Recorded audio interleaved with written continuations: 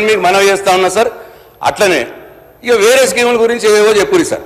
Sir వాళ్ళు ఇచ్చినే చెప్తున్నారు. అసలు ఎంతమంది అప్లై చేసిర్రు, మీరు ఎంతమందికి ఇచ్చిర్రు అది కూడా చెప్పాలి సార్. సార్ మేము ఇచ్చింది 2018 మీరు ఎంత ఇచ్చిర్రు అటు ఇట్లా అంటున్నారు సార్. మేము ఇచ్చినాము, మా చేతనైనంత ఇచ్చినాము, మాకు తోచినంత ఇచ్చినాము. దాంట్లో సంతృప్తి పడ్డోళ్ళు పడ్డారు, బాధపడ్డోళ్ళు బాధపడి ఉండొచ్చు.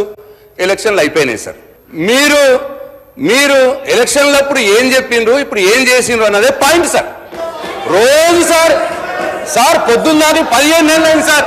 సార్ 15 నెలలు అయింది, ఇంకా మా మీద ఏడిపోయిందుకు సార్? మీరేం చెప్పిర్రో చేసి చూపెట్టండి సార్. మీరేం చేసిండ్రు, మీరేం చెప్పిర్రో ఎలక్షన్లప్పుడు అది చేసి చూపెట్టండి.